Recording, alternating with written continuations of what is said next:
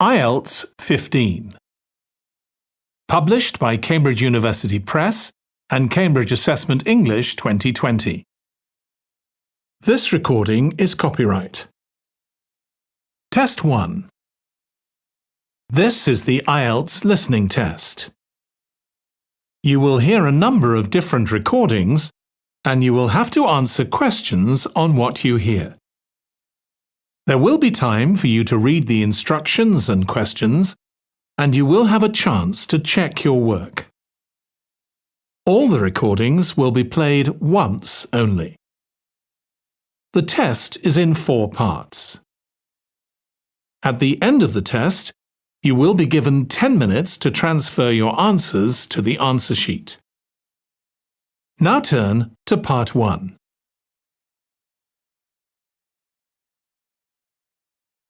Part 1. You will hear a woman phoning a friend to get information about a job agency. First, you have some time to look at questions 1 to 5.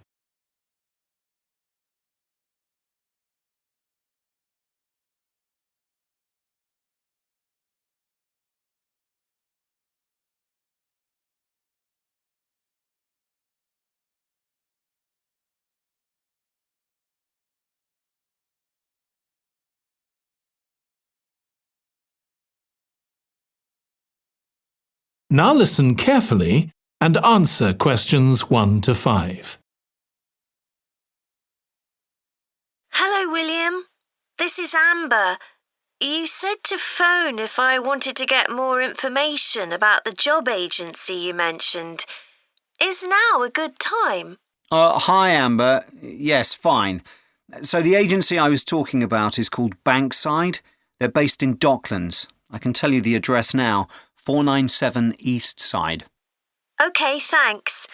So is there anyone in particular I should speak to there? The agent I always deal with is called Becky Jameson. Let me write that down. Becky Jameson. Jameson.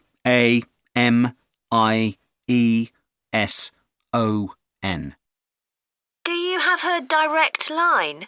Yes, it's in my contacts somewhere. Right, here we are. 07866 510 333. I wouldn't call her until the afternoon if I were you. She's always really busy in the morning trying to fill last-minute vacancies. She's really helpful and friendly, so I'm sure it would be worth getting in touch with her for an informal chat. It's mainly clerical and admin jobs they deal with, isn't it? That's right. I know you're hoping to find a full-time job in the media eventually, but Becky mostly recruits temporary staff for the finance sector, which will look good on your CV and generally pays better too. Yeah, I'm just a bit worried because I don't have much office experience. I wouldn't worry. They'll probably start you as a receptionist or something like that. So what's important for that kind of job isn't so much having business skills or knowing lots of different computer systems. It's communication that really matters, so you'd be fine there. And you'll pick up office skills really quickly on the job. It's not that complicated. OK, good. So how long do people generally need temporary staff for? It would be great if I could get something lasting at least a month. That shouldn't be too difficult. But you're more likely to be offered something for a week at first, which might get extended. It's unusual to be sent somewhere for just a day or 2. Right. I've heard the pay isn't too bad. Better than working in a shop or a restaurant. Oh, yes, definitely. The hourly rate is about £10, $11 if you're lucky. That's pretty good. I was only expecting to get £8 or £9 an hour. Before you hear the rest of the conversation, you have some time to look at questions 6 to 10.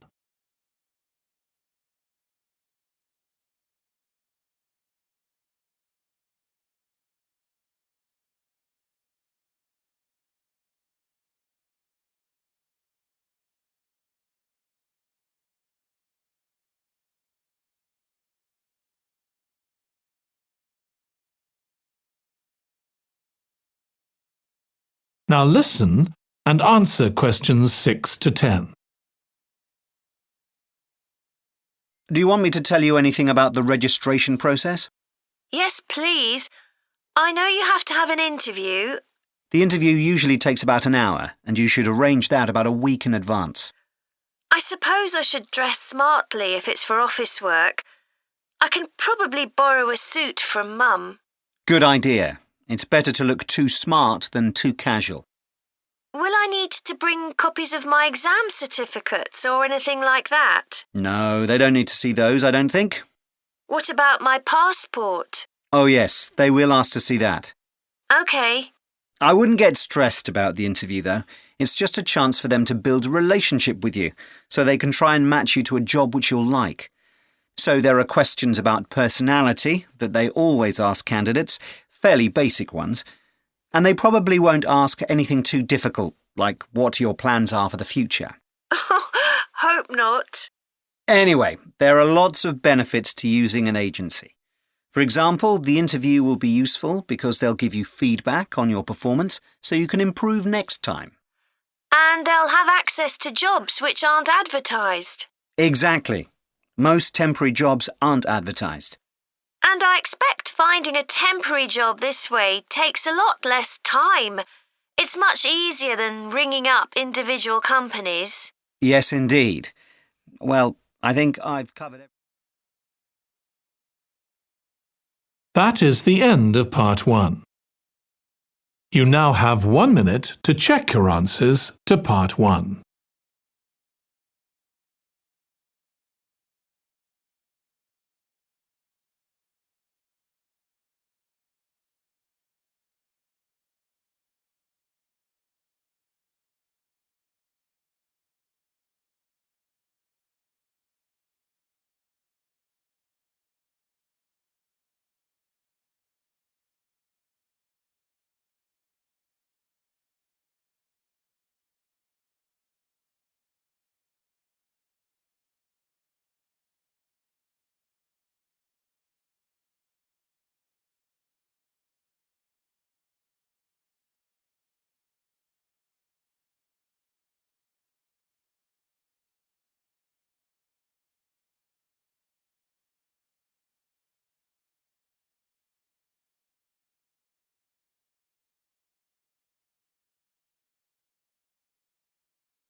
Part 2.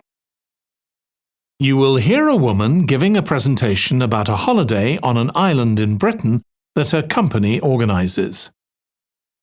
First, you have some time to look at questions 11 to 14.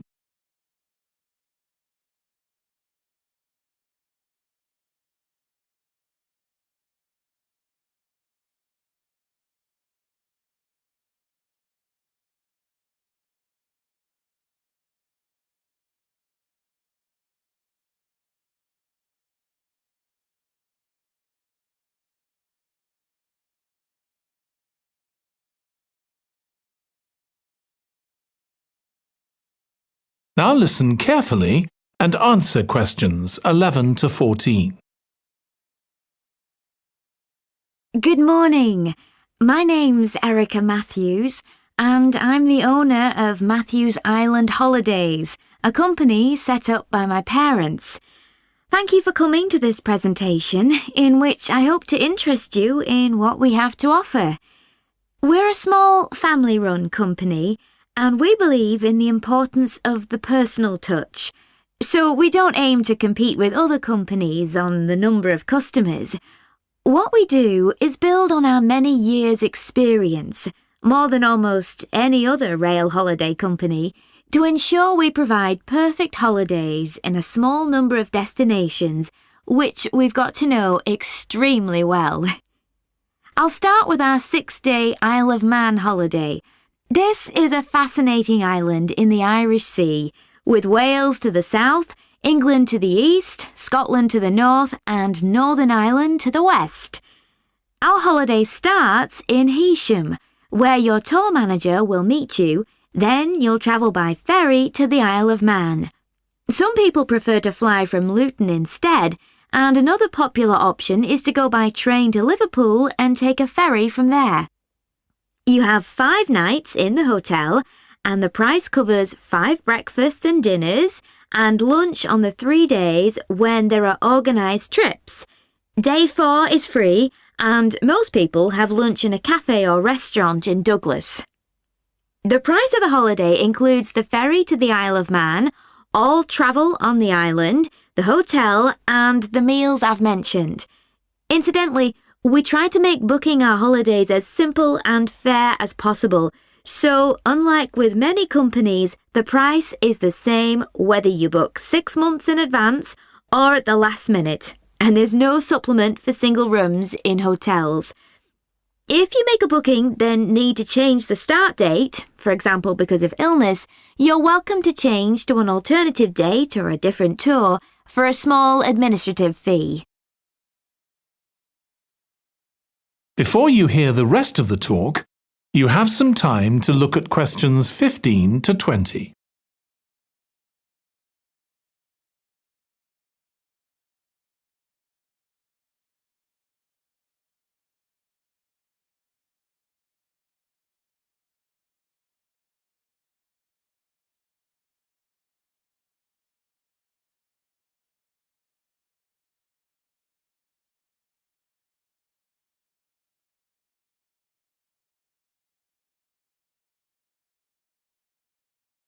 Now listen and answer questions 15 to 20.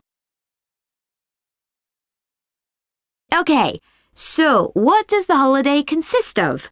Well, on day 1, you'll arrive in time for a short introduction by your tour manager, followed by dinner in the hotel. The dining room looks out at the river, close to where it flows into the harbour, and there's usually plenty of activity going on. On day 2, you'll take the coach to the small town of Peel, on the way calling in at the Tynwald exhibition. The Isle of Man isn't part of the United Kingdom, and it has its own parliament called Tynwald. It's claimed that this is the world's oldest parliament that's still functioning, and that it dates back to 979. However, the earliest surviving reference to it is from 1422, so perhaps it isn't quite as old as it claims. Day 3, we have a trip to the mountain Snaefell. This begins with a leisurely ride along the promenade in Douglas in a horse-drawn tram. Then you board an electric train which takes you to the fishing village of Laxey. From there, it's an 8-kilometre ride in the Snaefell Mountain Railway to the top. Lunch will be in the cafe, giving you spectacular views of the island. Day 4 is free for you to explore, using the pass which we'll give you. So you won't have to pay for travel on local transport or for entrance to the island's heritage sites. Or you might just want to take it easy in Douglas and perhaps do a little light shopping. The last full day, day 5, is for some people the highlight of the holiday, with a ride on the steam railway from Douglas to Port Erin. After some time to explore, a coach will take you to the headland that overlooks the Calf of Man, a small island just off the coast. From there, you continue to Castletown, which used to be the capital of the Isle of Man and its medieval castle. And on day 6, it's back to the ferry, or the airport if you flew to the island, and time to go home. Now, I'd like to tell you a bit more. That is the end of part 2. You now have 30 seconds to check your answers to part 2.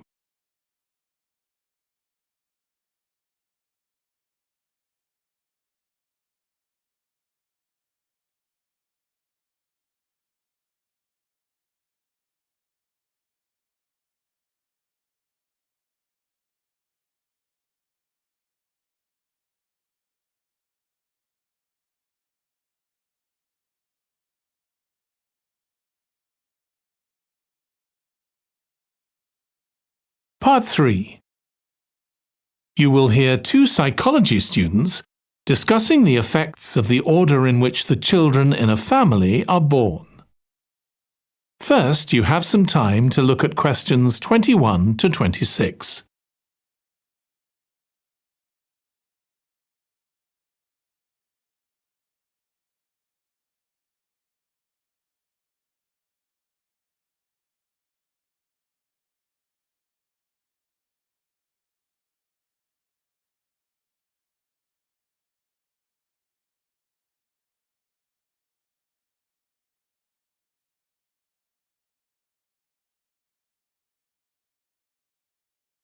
Now listen carefully and answer questions 21 to 26.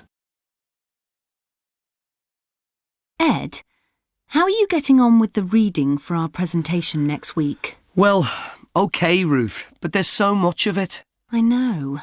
I hadn't realised birth order was such a popular area of research. But the stuff on birth order and personality is mostly unreliable. From what I've been reading, a lot of the claims about how your position in the family determines certain personality traits are just stereotypes, with no robust evidence to support them. OK, but that's an interesting point. We could start by outlining what previous research has shown. There are studies going back over 100 years. Yeah, so we could just run through some of the typical traits.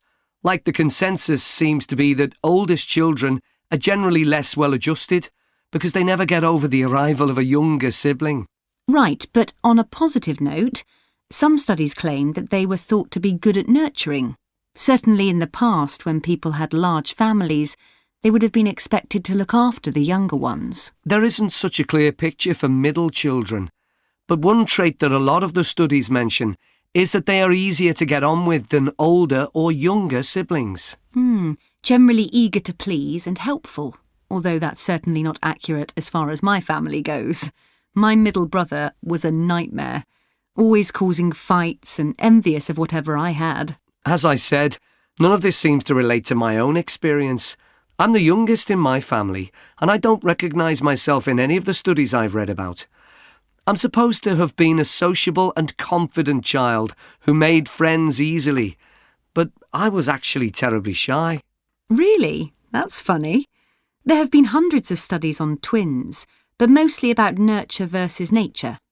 There was one on personality which said that a twin is likely to be quite shy in social situations because they always have their twin around to depend on for support. My cousins were like that when they were small. They were only interested in each other and found it hard to engage with other kids. They're fine now, though. Only children have had a really bad press. A lot of studies have branded them as loners who think the world revolves around them because they've never had to fight for their parents' attention. That does seem a bit harsh.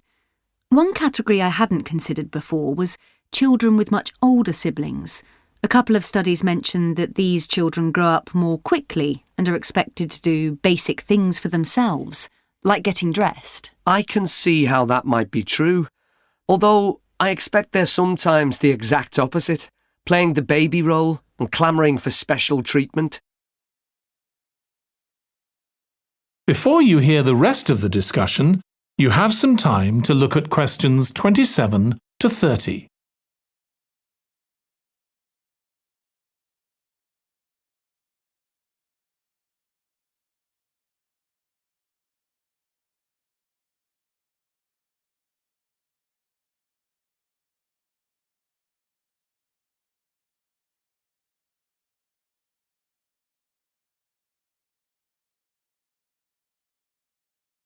Now listen and answer questions 27 to 30. What was the problem with most of these studies, do you think? I think it was because, in a lot of cases, data was collected from only one sibling per family, who rated him or herself and his or her siblings at the same time. Some of the old research into the relationship between birth order and academic achievement has been proved to be accurate, though. Performances in intelligence tests declined slightly from the eldest child to his or her younger siblings. This has been proved in lots of recent studies. Yes, although what many of them didn't take into consideration was family size.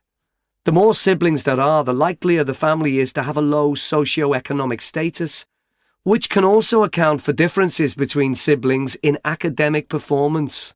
The oldest boy might be given more opportunities than his younger sisters, for example. Exactly. But the main reason for the marginally higher academic performance of oldest children is quite surprising, I think. It's not only that they benefit intellectually from extra attention at a young age, which is what I would have expected. It's that they benefit from being teachers for their younger siblings by verbalising processes. Right. And this gives them status and confidence, which again contributes in a small way to better performance. So, would you say sibling rivalry has been a useful thing for you? I think so. My younger brother was incredibly annoying, and we fought a lot. But I think this has made me a stronger person. I know how to defend myself. We had some terrible arguments, and I would have died rather than apologise to him. But we had to put up with each other, and most of the time we coexisted amicably enough. Yes, my situation was pretty similar. But I don't think having two older brothers made me any less selfish. I was never prepared to let my brothers use any of my stuff. That's perfectly normal, whereas sometimes... That is the end of part 3. You now have 30 seconds to check your answers to part 3.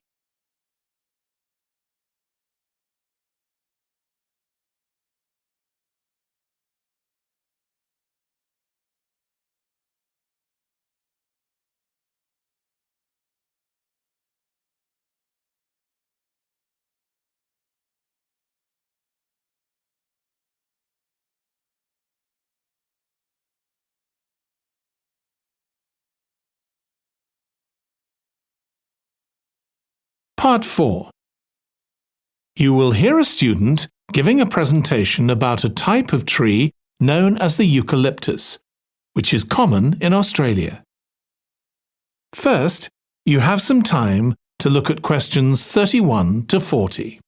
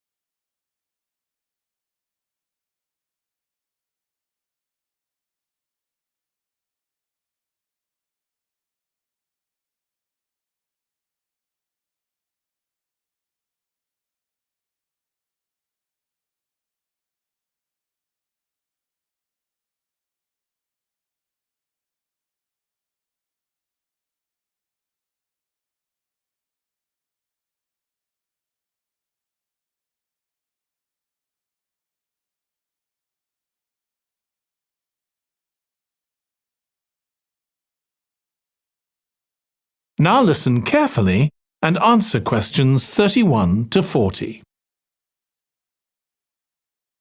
Today, I'm going to talk about the eucalyptus tree. This is a very common tree here in Australia, where it's also sometimes called the gum tree.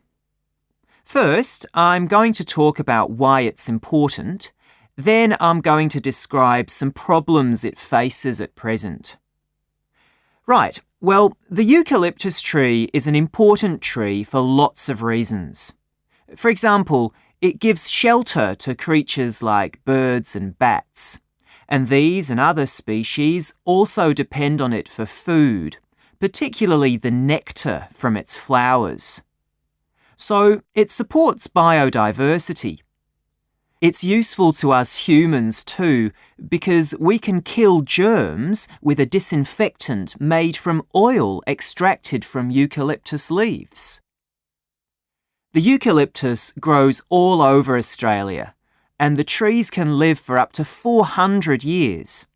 So it's alarming that all across the country, numbers of eucalyptus are falling because the trees are dying off prematurely. So, what are the reasons for this? One possible reason is disease. As far back as the 1970s, the trees started getting a disease called Mundula yellows. The tree's leaves would gradually turn yellow, then the tree would die. It wasn't until 2004 that they found the cause of the problem was lime, or calcium hydroxide, to give it its proper chemical name, which was being used in the construction of roads. The lime was being washed away into the ground and affecting the roots of the eucalyptus trees nearby. What it was doing was preventing the trees from sucking up the iron they needed for healthy growth. When this was injected back into the affected trees, they immediately recovered. But this problem only affected a relatively small number of trees. By 2000, huge numbers of eucalyptus were dying along Australia's east coast of a disease known as bell miner-associated dieback. The bell miner is a bird, and the disease seems to be common where there are high populations of bell miners. Again, it's the leaves of the trees that are affected. What happens is that insects settle on the leaves and eat their way round them, destroying them as they go, and at the same time they secrete a solution which has sugar in it. The bell miner birds really like this solution, and in order to get as much as possible, they keep away other creatures that might try to get it. So these birds and insects flourish at the expense of other species, and eventually so much damage is done to the leaves that the tree dies.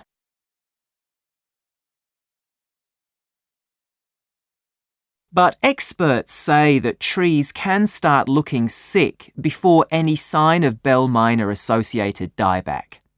So it looks as if the problem might have another explanation.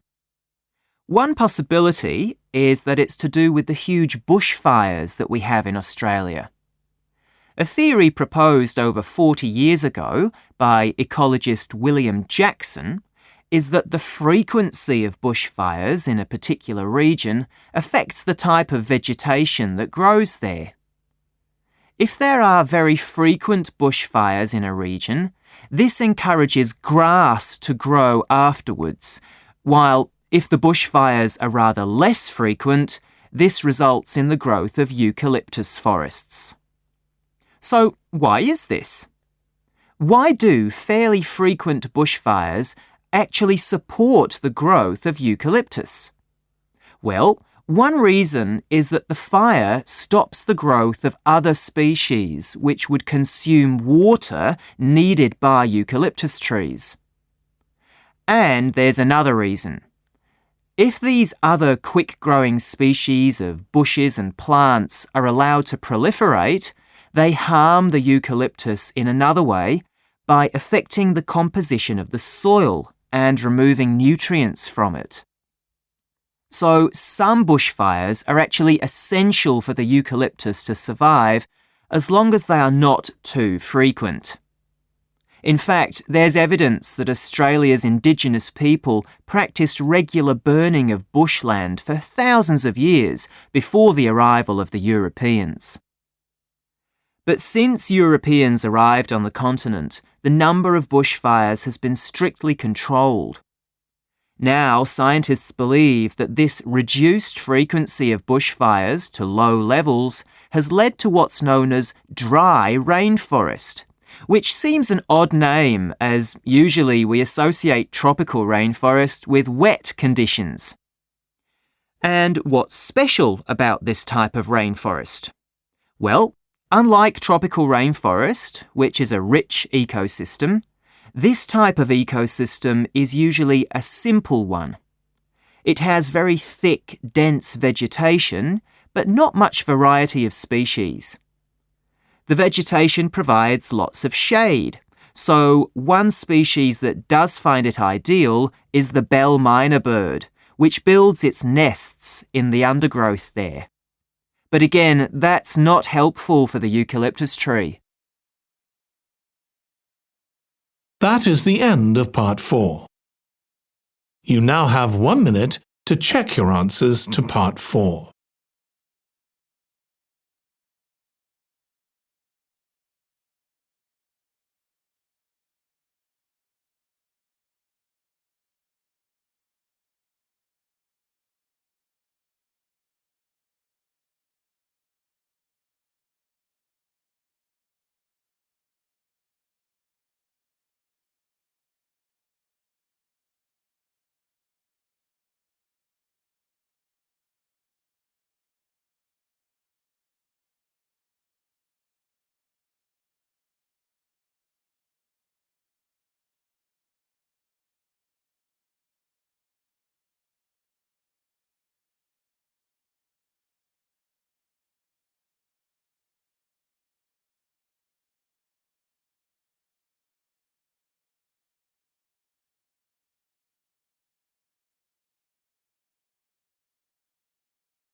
That is the end of the listening test.